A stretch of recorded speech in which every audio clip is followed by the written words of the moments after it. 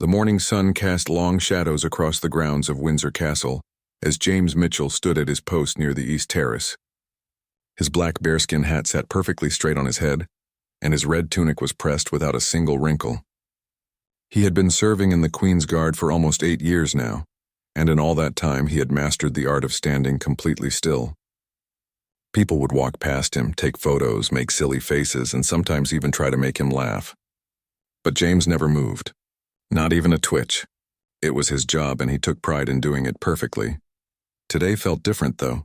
James couldn't quite put his finger on it, but something in the air seemed to whisper that this would not be an ordinary day. The tourists were already gathering, cameras ready, eager to catch a glimpse of the royal family. It was a Saturday morning in late spring, and the weather was beautiful. Flowers bloomed in the carefully tended gardens, and birds sang in the ancient trees that surrounded the castle grounds. James had been standing in position since 6 in the morning. His legs were used to it by now, though sometimes the younger guards would complain about the aching muscles and tired feet.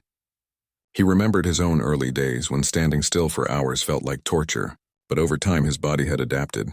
He had learned to enter a kind of meditative state, where his mind could wander while his body remained perfectly disciplined. His thoughts often went to his daughter, Emily, who was about to turn 7 years old. She was his whole world. Her mother, Sarah, had passed away 3 years ago after a brief illness, and since then, it had been just the two of them. Emily lived with James's mother during his work shifts, and every moment he wasn't at the castle, he spent with his little girl. She loved hearing stories about the royal family, especially about the young princes and princesses. Emily would sit on his lap, her eyes wide with wonder, as he told her about the grand ceremonies and the beautiful carriages. What Emily loved most were the stories about Princess Charlotte. The young princess was close to Emily's age, and his daughter felt a special connection to her. She had posters of the royal children on her bedroom wall and would often pretend to be a princess herself, wearing a makeshift crown made of cardboard and glitter. James would play along, bowing deeply and calling her Your Highness, which always made her giggle with delight. As James stood at his post, he noticed an increase in activity near the main entrance. Several security personnel were moving about with purpose, and he could see palace staff making final adjustments to the outdoor arrangements. Something was happening. Word quickly spread among the guards through subtle glances and barely perceptible nods. The royal family would be making an appearance today. It wasn't on the official schedule that tourists could access, but it happened sometimes. Informal walkabouts where the family would greet well-wishers and accept flowers from the crowd. James felt his heart rate increase slightly, though his face remained an impassive mask. In all his years of service, he had seen the royal family many times, of course, but it never lost its significance. These were moments that reminded him why he had chosen this path, why he endured the long hours and the physical demands of the job. He was part of something bigger than himself, a tradition that stretched back centuries. The crowd began to grow larger, and the excitement was palpable. Children were lifted onto their parents' shoulders. People held up their phones and cameras. Everyone wanted to be ready for that perfect shot, that one moment they could take home and treasure forever. James remained perfectly still, but his awareness was heightened. He could feel the anticipation building like electricity in the air. Then he saw them. The royal family emerged from the castle, and the crowd erupted in cheers and applause. Prince William walked ahead, waving and smiling at the gathered people.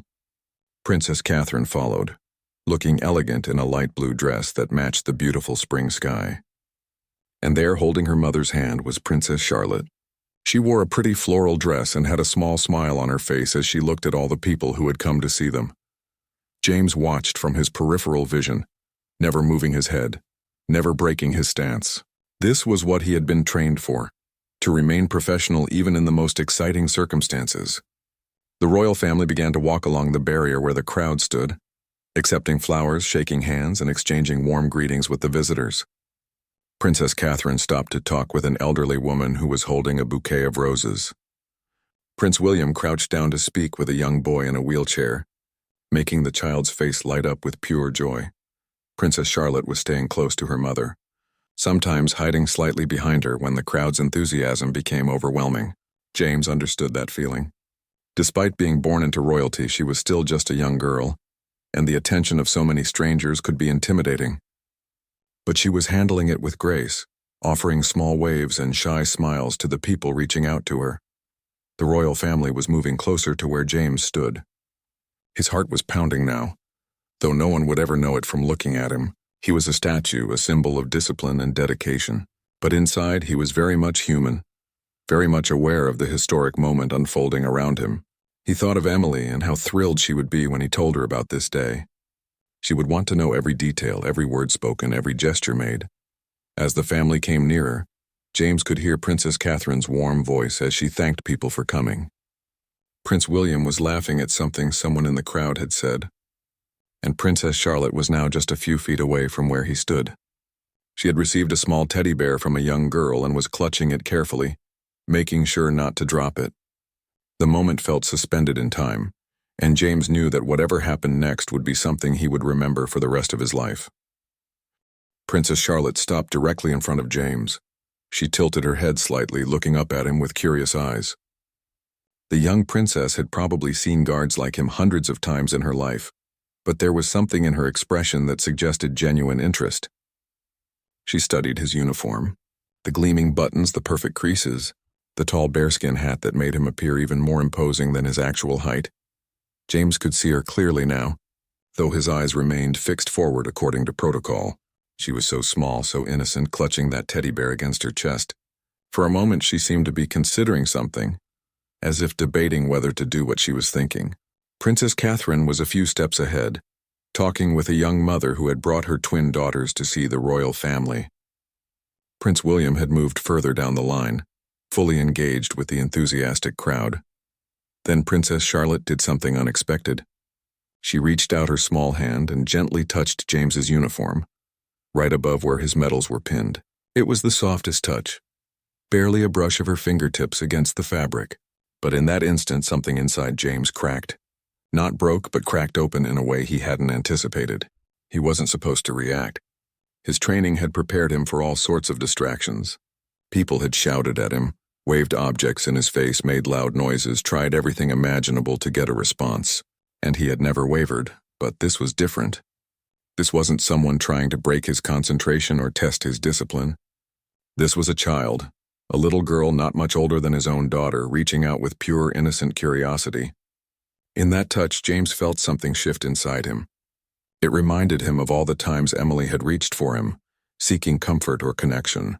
All the times she had grabbed his hand when crossing the street, or touched his face to get his attention, or hugged him tight after a nightmare. James felt his eyes beginning to sting. He blinked rapidly, trying to maintain his composure, but the emotions were rising like a tide he couldn't hold back. He thought about Emily and how much she would have loved to be here, to see Princess Charlotte up close. He thought about Sarah and how she would never get to see their daughter grow up. He thought about all the sacrifices he made, all the hours away from home, all the moments he missed because duty called. The princess pulled her hand back and looked up at his face. She must have noticed something, some slight change in his expression, because her own face showed concern. For just a second their eyes met.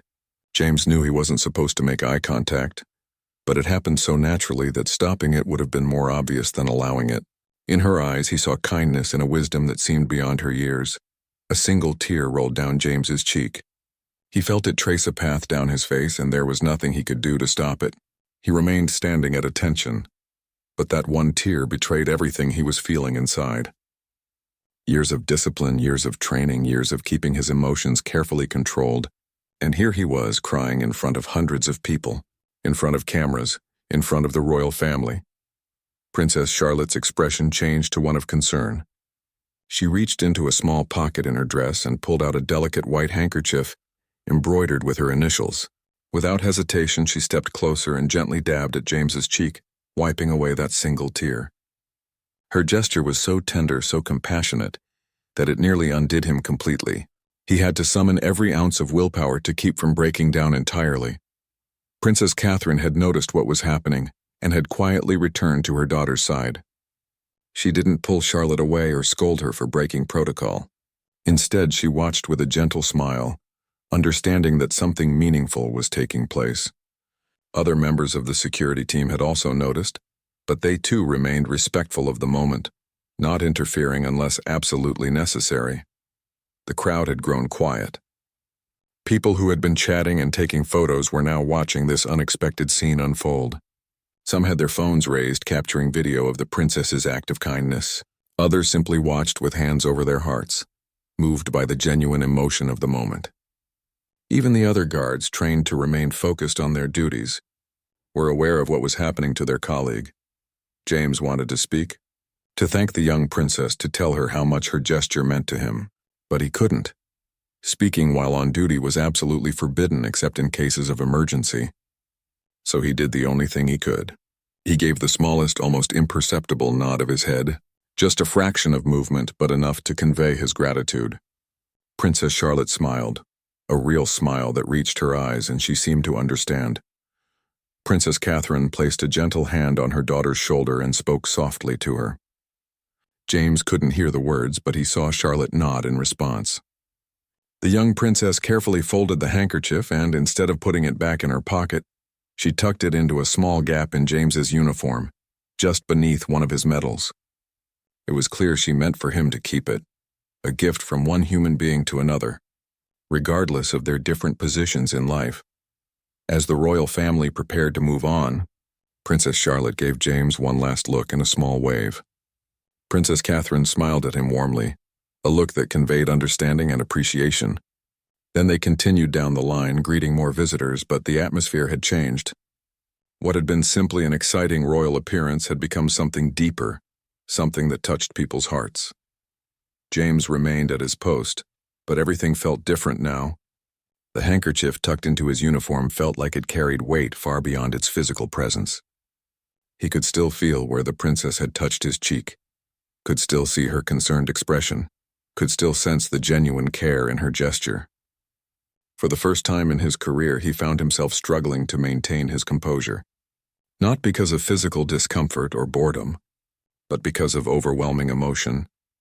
The crowd slowly began to disperse as the royal family made their way back toward the castle. People were talking excitedly about what they had witnessed. Some were reviewing the photos and videos they had captured, already planning how they would share this moment with friends and family. James could hear snippets of conversation floating past him. "Did you see that? The princess was so sweet," one woman said to her companion. "That poor guard, he must have been so touched," another voice added. "I got it all on video, the whole thing," someone else exclaimed excitedly. James stood there letting the voices wash over him, still processing what had just happened, still feeling the echo of that small hand touching his uniform and the softness of the handkerchief against his tear-stained cheek. The rest of James's shift passed in a strange blur. He continued standing at his post, maintaining his position, but his mind kept returning to those few extraordinary moments with Princess Charlotte. Other guards rotated through their positions, the usual hourly changes happening with military precision. When James's replacement arrived, he finally allowed himself to relax his stance. His body ached more than usual, not from the physical demands, but from the tension of keeping his emotions in check. He walked back to the guardhouse, aware of the looks from his fellow soldiers. Word had already spread among the regiment about what had happened. Some offered supportive nods, others gave him space, sensing that he needed time to process the experience. His commanding officer, Captain Reynolds, was waiting for him near the entrance. Reynolds was a stern man, dedicated to upholding tradition and discipline, but there was understanding in his eyes. "Mitchell," Reynolds said, his voice firm but not unkind. "A word in my office." James followed him inside, his stomach knotting with worry. Had he broken protocol? Would there be consequences for allowing his emotions to show? They entered the small, orderly office, and Reynolds gestured for James to sit. The captain remained standing, looking at the young guard with an expression that was difficult to read.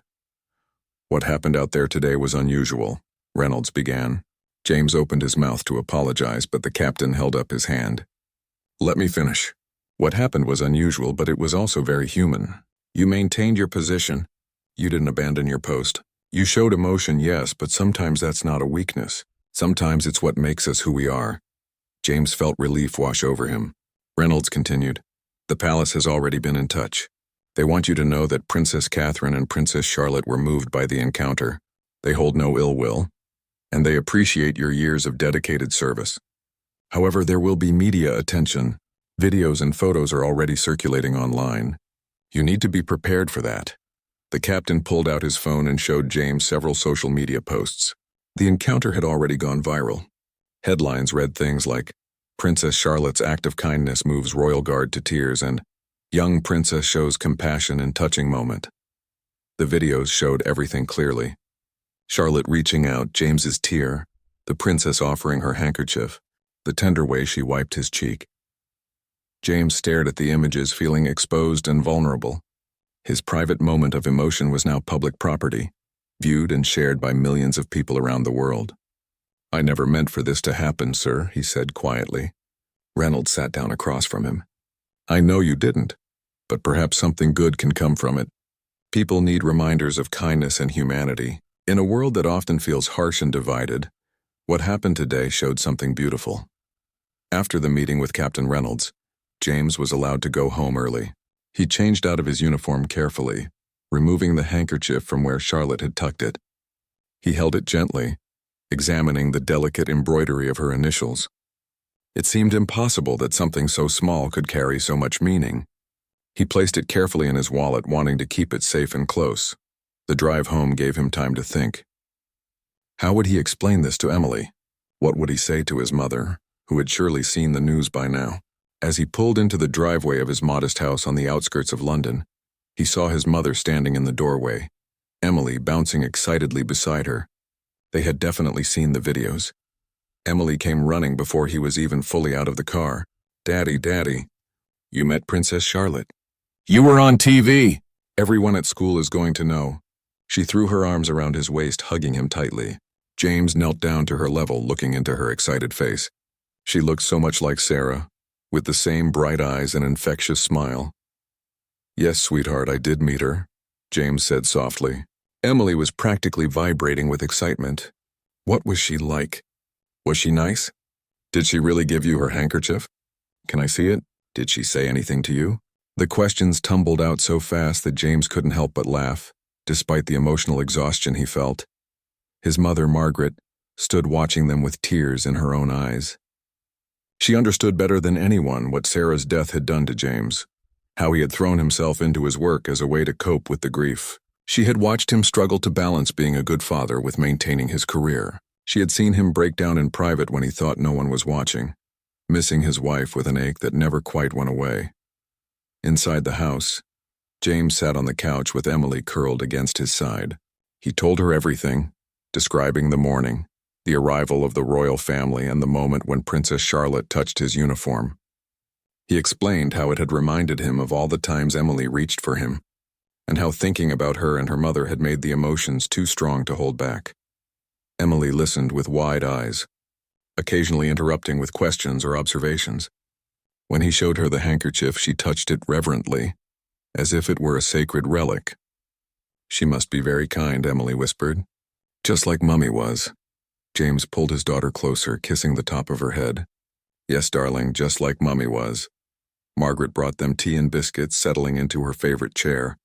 You know the phone has been ringing all afternoon, she said. News reporters, magazines, even some documentary makers. Everyone wants to interview you. James groaned. He hadn't thought about that aspect. He was a private person who valued his anonymity. The idea of being thrust into the spotlight was overwhelming. You don't have to talk to any of them, Margaret continued, but some might be worth considering. This could be an opportunity to share something meaningful. James wasn't sure he agreed, but he knew his mother was probably right. The story was already out there. Maybe he could at least ensure that what was said about it was accurate and respectful. That evening, after Emily had gone to bed still chattering excitedly about princesses and guards, James sat alone in the living room. He pulled out his phone and began reading the comments and messages attached to the viral videos. Most were positive, expressing admiration for Princess Charlotte's compassion and sympathy for whatever James had been feeling. But there were also questions, speculation about why he had cried, theories about his personal life. Some people wrote about their own experiences with grief and loss, finding connection in the moment they had witnessed. Others spoke about the pressure of maintaining composure in difficult jobs, relating to the challenge of keeping emotions in check. A few criticized him for showing weakness, claiming guards should never display emotion under any circumstances. But those voices were drowned out by the overwhelming support. James found himself particularly moved by a message from a fellow soldier who had served in Afghanistan. The man wrote about the isolation of military life, the difficulty of processing trauma while maintaining a professional exterior, and how seeing James's tear had made him feel less alone in his own struggles. There were similar messages from nurses, firefighters, police officers, and others in demanding professions who understood the weight of keeping it together when everything inside is falling apart. The next morning, James woke to find his story on the front page of several newspapers. The headlines were respectful, focusing on Princess Charlotte's kindness rather than sensationalizing his tears. One article had interviewed royal experts who spoke about the young princess's character and how she had been raised to show empathy and compassion. Another piece explored the demanding life of royal guards and the sacrifices they made in service to the crown. His phone was full of messages from old friends, distant relatives, and former colleagues. Everyone wanted to reach out to offer support or simply to say they had seen him. Some of the messages made him smile, like the one from his old training sergeant who wrote, "Always knew you had a soft heart under that uniform, Mitchell. Proud of you." Others were more touching, like a message from Sarah's best friend saying that Sarah would have been so proud of the man and father he had become. James decided to accept one interview request, choosing a reputable journalist who promised to handle the story with sensitivity. They met at a quiet cafe away from the city center, somewhere James could speak freely without attracting too much attention. The journalist, a woman named Rebecca Chen, had kind eyes and a gentle manner that put him at ease. "Thank you for agreeing to talk with me," Rebecca began, setting up her recorder with his permission. "I want you to know that I'm not here to sensationalize what happened. I'm genuinely interested in understanding the human story behind that moment." James appreciated her directness. He took a deep breath and began to talk. He told her about Emily and Sarah, about becoming a widower at 32 and learning to navigate single parenthood while maintaining his career. He spoke about the pride he took in his work and the traditions he helped uphold. He explained what it was like standing guard for hours, the mental discipline required, and how he had trained himself to separate his personal feelings from his professional duties. "But when Princess Charlotte touched your uniform, something changed," Rebecca prompted gently. James nodded, struggling to find the right words. "She's about the same age as my daughter." And in that moment when she reached out, it was like every wall I had built came crashing down. I saw Emily in her and I thought about my wife, and I realized how much I've been holding inside for so long. He described the overwhelming rush of emotions, the feeling of being truly seen and acknowledged as a human being, rather than just a symbol standing guard. Princess Charlotte didn't see a guard or a uniform, he explained. She saw a person who was hurting, and she responded with pure kindness. That's remarkable for anyone, but especially for someone so young. Rebecca asked about the handkerchief, and James showed it to her, explaining how Charlotte had insisted he keep it. "It's more than just a piece of fabric," he said. "It represents a moment of genuine human connection across all the barriers of protocol and position. It reminds me that compassion transcends everything else." The interview lasted for over 2 hours, and by the end, James felt lighter, as if sharing his story had released some of the pressure he had been carrying. Rebecca promised to send him the article before publication, and she kept her word. When he read it a few days later, he was moved by how respectfully and accurately she had captured his experience. The article's publication brought a new wave of attention, but this time James felt more prepared. He received letters from people all over the world, sharing their own stories of loss, grief, and unexpected moments of kindness that had helped them through difficult times. One letter particularly touched him, written by a man whose wife had died young, leaving him with 3 children to raise alone. "Your tears on television gave me permission to cry too," the man wrote. "I've been trying to be strong for my kids to show them that we can get through this. But seeing you, a guard whose whole job is about strength and discipline showing emotion, reminded me that being strong doesn't mean not feeling. Thank you for that gift." Emily became something of a celebrity at her school. Her classmates were fascinated by the fact that her father had met Princess Charlotte, and the teachers handled it beautifully, using the opportunity to talk about acts of kindness and how small gestures could have big impacts. Emily glowed with pride whenever someone mentioned her father, and James was grateful that she could find joy in the situation. The palace reached out through official channels with a private message for James. Princess Charlotte had asked about the nice guard several times and wanted to make sure he was okay. Princess Catherine sent her regards and expressed appreciation for his years of service. The gesture meant everything to James, knowing that the royal family had not viewed his display of emotion as a failure, but as a moment of authentic humanity. Captain Reynolds called James into his office again, this time with news that the regiment wanted to use what had happened as a teaching moment. "We spend so much time training our guards to be stoic and unmovable," Reynolds explained, "but we rarely talk about the emotional toll that can take. Your experience has opened up important conversations about mental health and the importance of processing emotions rather than simply suppressing them." The regiment implemented new support systems for guards, including regular check-ins with counselors and peer support groups where soldiers could talk about the challenges they faced. James was asked to speak at one of the first sessions, sharing his experience and encouraging others to acknowledge their feelings rather than bury them. Standing in front of his fellow guards, many of whom he had served alongside for years, James felt nervous but determined. "We're taught to be strong, to stand firm no matter what," he began, "and that's important. But strength isn't about never feeling anything. It's about knowing yourself well enough to understand what you're feeling and why, and having the courage to address those feelings honestly." He talked about his grief, about the loneliness of single parenthood, about the pressure of maintaining composure when inside he often felt like he was breaking apart. "When Princess Charlotte touched my uniform, I didn't plan to cry. But in that moment, I couldn't help it. And you know what? The world didn't end. My career didn't collapse. Instead, something beautiful happened. People connected with that moment because it was real." Several guards came up to him afterward, thanking him for his honesty and sharing their own struggles. One young guard, barely 20 years old, admitted that he had been considering leaving the service because he felt overwhelmed by the emotional demands. "But hearing you talk about it made me realize that what I'm feeling is normal," he said. "Maybe I don't have to leave. Maybe I just need to learn better ways to cope."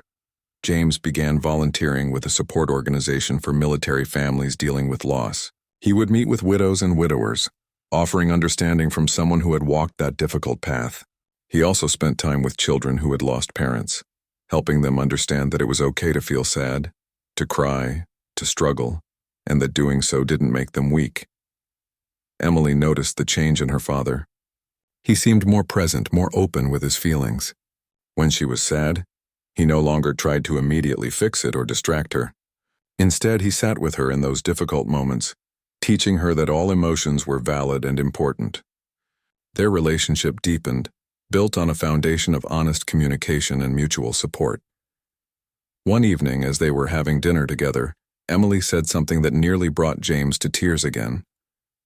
"Daddy, I'm glad Princess Charlotte made you cry that day." He looked at her in surprise. "Why is that, sweetheart?" She thought for a moment before answering. "Because now you're not hiding anymore.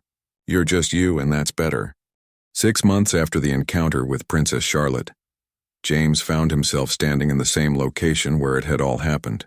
The morning was crisp and cool, autumn leaves swirling around the castle grounds in shades of gold and red. He was back on duty, back to his regular rotation, but everything felt different now. He was still the same disciplined guard, still took pride in his service, but he carried himself with a new kind of awareness. The tourists who passed him sometimes recognized him from the videos and photos that had circulated so widely. Some would smile knowingly, others would offer quiet words of encouragement. A few would ask if they could take photos with him, and when his shift allowed for brief interactions during designated times, he would oblige. He had become, in a strange way, a symbol of something larger than himself. One particularly memorable encounter happened with an elderly veteran who approached during one of James's short breaks. The man, who must have been in his 80s, walked with a cane and wore his old service medals proudly on his jacket. "Young man," he said, his voice wavering with age but strong with conviction, "I served in the war, saw things that haunted me for decades. Never talked about it, never cried, just pushed it all down deep. Destroyed my first marriage, damaged my relationship with my children. Took me until I was 70 to finally deal with it all." The veteran placed a weathered hand on James's shoulder. What you did that day, showing your emotions like that, it would have saved me 40 years of pain if I'd had the courage to do the same. You're a credit to the service, son. A real credit. The old man's eyes were watery and James felt his own eyes stinging in response. They stood there for a moment. Two soldiers from different generations connected by understanding. The palace had invited James to a private event honoring service members and their families. It was a small gathering held in one of the castle's beautiful staterooms. Emily was allowed to come with him and she wore her best dress, her hair carefully styled by her grandmother. She could barely contain her excitement, constantly asking if they might see Princess Charlotte. When they arrived, James felt nervous in a way he never did when standing guard. This was different, more personal. He was here not as a guard but as a guest, acknowledged for his service and the impact of that viral moment. Emily held his hand tightly as they entered the grand room, her eyes wide with wonder at the ornate decorations and the elegantly dressed people mingling about. Prince William and Princess Catherine were circulating through the room, speaking with each guest personally. When they reached James and Emily, Princess Catherine's face lit up with recognition. "James, how wonderful to see you again. And this must be Emily." She knelt down to Emily's level, much as she often did with her own children. "Your father has told us about you. I understand you're quite a fan of our Charlotte." Emily, who had been so excited moments before, suddenly became shy, nodding quietly. Princess Catherine smiled warmly. "She's been asking about your father, you know." She wanted to make sure he was feeling better. At that moment, Princess Charlotte appeared from behind her mother, curious about who they were talking to. When she saw James, her face showed instant recognition. "You're the guard," she exclaimed, then seemed to remember her manners and composed herself slightly. Hello, I remember you." James felt his throat tighten with emotion but managed to keep his composure. "Your Royal Highness, thank you for your kindness that day. It meant more to me than you could possibly know." Princess Charlotte looked pleased but also a bit embarrassed by the attention. "Mummy said you were sad because you missed someone." "I'm sorry about that. I get sad sometimes too when I miss people."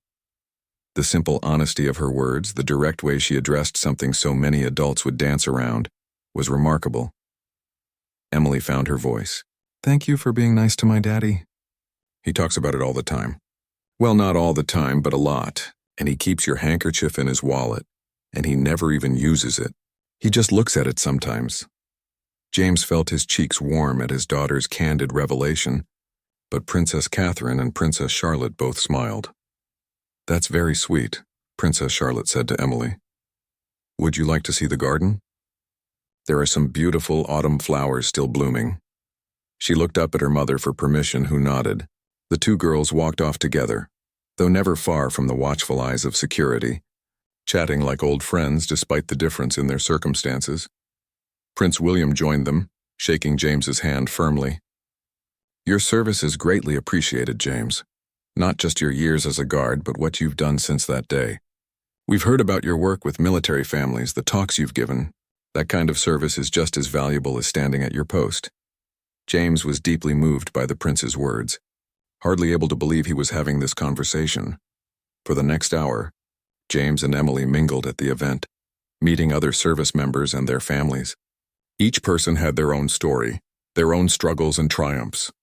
A firefighter talked about dealing with post-traumatic stress after a particularly difficult rescue. A nurse spoke about the emotional exhaustion of working through the pandemic. A police officer shared his journey of learning to be vulnerable with his family after years of compartmentalizing his feelings. These conversations reinforced something James had come to understand over the past months. Everyone carried burdens, everyone struggled, and everyone needed moments of genuine connection and compassion. The hierarchies and roles that defined society's structure were real and served purposes. But underneath it all, they were all just human beings trying to navigate life's challenges as best they could. As the event was winding down, Princess Catherine approached James one more time. "Before you leave, there's something we'd like to give you." She handed him a small, elegantly wrapped package. "This is from Charlotte. She made it herself and insisted you should have it." James carefully opened the wrapping to find a hand-drawn picture. It showed a guard standing tall with a small girl reaching up toward him. Above them, Princess Charlotte had written in careful, childish handwriting, "Being kind matters. Thank you for your service. James felt tears threatening again, but these were happy tears, grateful tears. Please tell Her Royal Highness that I will treasure this always. He carefully tucked the drawing into his jacket pocket, right over his heart. Princess Catherine smiled. You can tell her yourself. Charlotte, come say goodbye. The young princess bounded over, full of the energy that children possess. Did you like it? I drew it myself. Mummy helped me with the spelling, but the drawing is all mine. James knelt down so he could look at her properly. I love it, Your Royal Highness. It's the most beautiful drawing I've ever received, and I promise to keep it forever. Emily had returned and stood beside her father, watching the exchange with amazement. Princess Charlotte turned to her. Your daddy is very brave, not just because he's a guard, but because he's not afraid to show his feelings. My mummy says that's the bravest thing of all. The two girls hugged goodbye, and James noticed Emily's eyes were shining with unshed tears of joy. On the drive home, Emily couldn't stop talking about everything that had happened.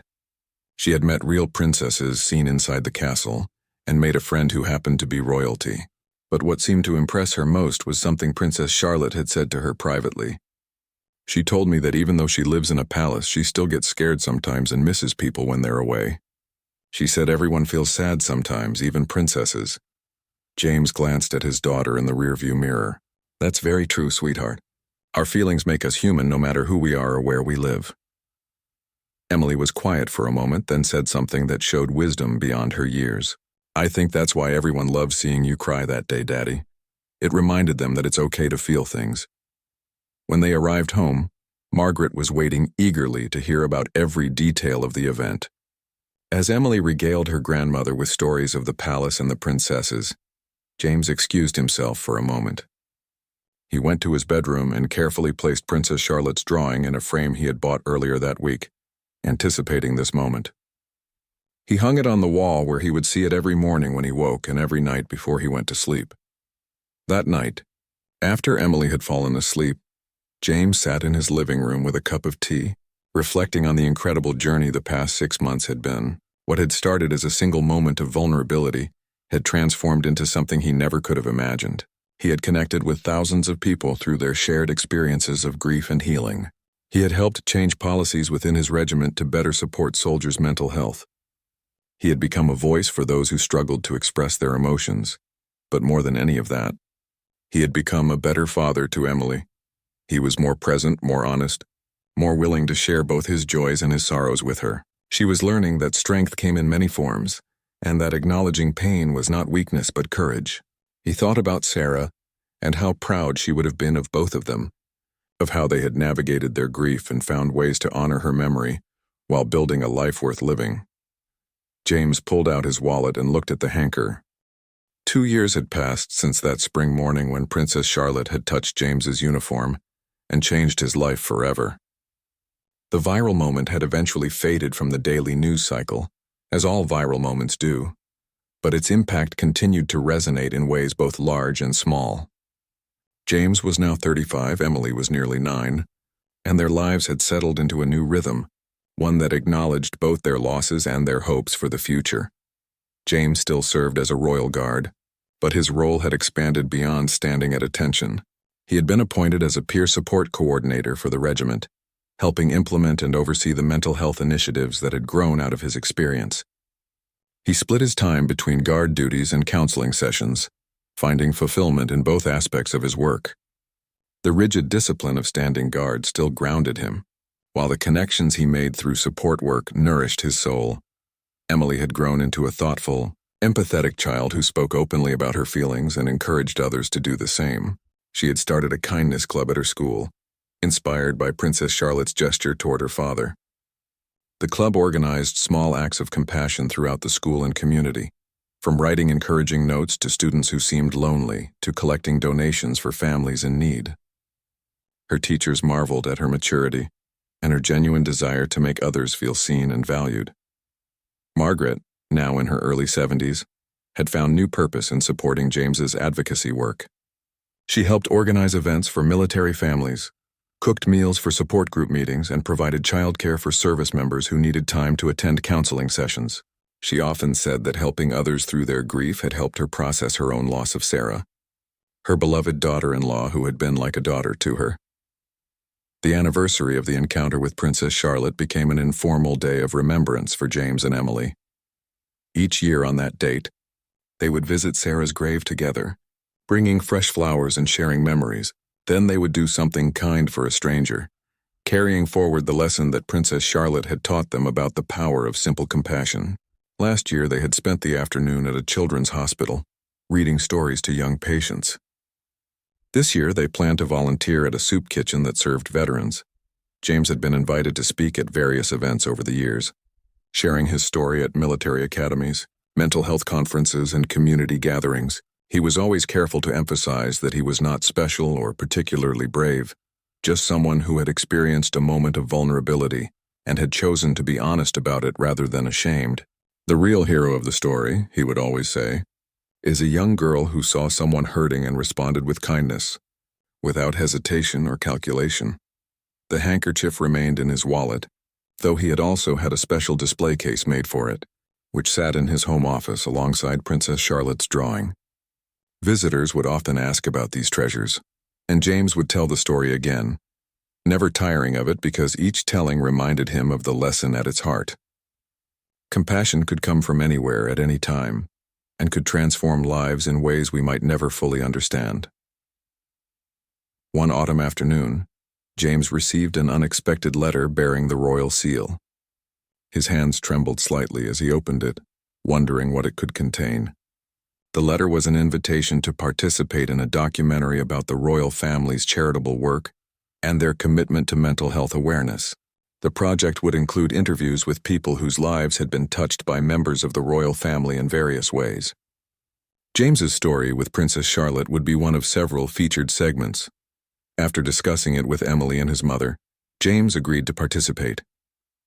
The filming took place over several days, including interviews at Windsor Castle at his home with Emily and at the Veterans Support Center where he volunteered. The documentary makers were respectful and sensitive, clearly invested in telling meaningful stories rather than sensationalizing them. They interviewed several of the guards James worked with, veterans he had counseled, and families he had supported through their grief. The most touching part of the filming was when they arranged for James and Emily to meet with Princess Charlotte again, now a poised young lady of nearly 11. The meeting took place in one of the castle's private gardens, away from the formality of official events. Princess Charlotte remembered them both clearly and asked thoughtfully about how they had been, particularly whether James still became emotional when on duty. Sometimes, James admitted honestly. But I've learned that emotions are not something to fight against. They're information telling us what matters to us, and I've learned to process them in healthy ways rather than just pushing them down. Princess Charlotte nodded seriously, then smiled. That's what Mummy always says too. She says feelings are like the weather. They come and go, and we just need to experience them. Emily and Princess Charlotte talked like old friends, comparing notes about school, hobbies, and their shared love of reading. Watching them together, James felt a profound sense of gratitude. His daughter had learned so much from this experience, not just about kindness, but about the fundamental equality of all people, regardless of their titles or positions. She treated Princess Charlotte with respect but not with awe, seeing her as what she was, another child navigating the complexities of growing up. When the documentary aired several months later, James watched it with Emily and Margaret, holding their hands as his story unfolded on screen. The filmmakers had woven together the footage beautifully, showing not just the viral moment that had started everything, but the ripples that had spread from it. They interviewed soldiers who had found courage to seek help because of James's example. They spoke with mental health professionals about the importance of normalizing emotional expression, especially for men in traditionally stoic professions. The segment featuring Princess Charlotte was brief but powerful. She spoke with quiet confidence about the importance of kindness and how small gestures could have big impacts. I just saw someone who looked sad, she said simply, and I wanted to help. That's what we should all do when we see someone hurting. The wisdom and compassion in her words, delivered without any pretense or performance, moved viewers around the world. Following the documentary's release, James received another wave of messages and letters, but this time felt different. The first viral moment had been about the shock and surprise of seeing a guard cry, of witnessing an unexpected breach in protocol. This time, people were responding to the deeper story, to the journey of healing and growth, to the way one moment of vulnerability had opened doors to authentic connection and meaningful change. A publishing company reached out, asking if James would consider writing a book about his experiences. He was hesitant at first, unsure if he had enough to say to fill an entire book. But as he thought about all the people he had met, all the stories he had heard, all the lives that had intersected with his own because of that single moment, he realized he did have something to share, not just his story, but the stories of everyone who had found courage to be vulnerable, to seek help, to show compassion. He began writing in the evenings after Emily went to bed, pouring his memories and reflections onto the page. He wrote about Sarah and their short time together. He wrote about the darkness of early grief and the long process of learning to live with loss rather than trying to overcome it. He wrote about Emily and the privilege of watching her grow into a kind, strong person, despite the sadness that marked her early years. And he wrote about Princess Charlotte, about how a child's simple act of kindness had created ripples that spread far beyond what anyone could have anticipated. The writing process was therapeutic, helping James understand his own journey more clearly. He saw patterns he hadn't noticed before, moments where he had made choices that led him toward healing rather than away from it. He recognized the role that community had played in his recovery, how the support of fellow guards, the understanding of Captain Reynolds, the wisdom of his mother, and the love of his daughter had all contributed to helping him find his way forward. Emily sometimes sat with him while he wrote, doing her homework at the same table, both of them working in companionable silence. She had read some of what he had written and declared it really good, but also kind of sad. But that's okay because sad things are part of life.